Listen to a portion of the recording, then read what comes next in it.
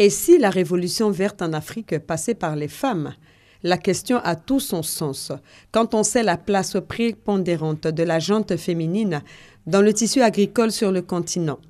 Un exemple édifiant, celui de la Côte d'Ivoire. Les femmes, en tout cas pour ce qui nous concerne, notamment pour la production vivrière, dominent à près de 90% de la production.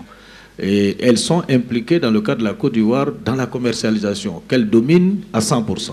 Sur le continent, les femmes représentent 52% de la population agricole. Reste que ces bras valides ne tirent pas pleinement profit de leur labeur.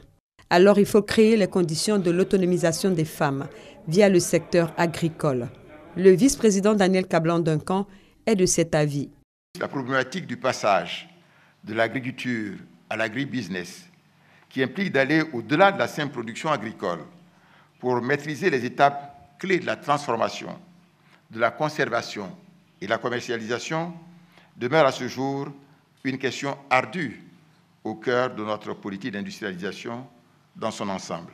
Dans tous les secteurs agricoles identifiés, que ce soit notamment le cacao ou l'anacarde, en passant par le coton ou les produits vivriers, les femmes peuvent certainement jouer un rôle très important en s'engageant individuellement ou collectivement, à petite ou grande échelle, dans des productions à valeur ajoutée, dans des niches qu'elles sont seules, souvent à même de découvrir et d'exploiter.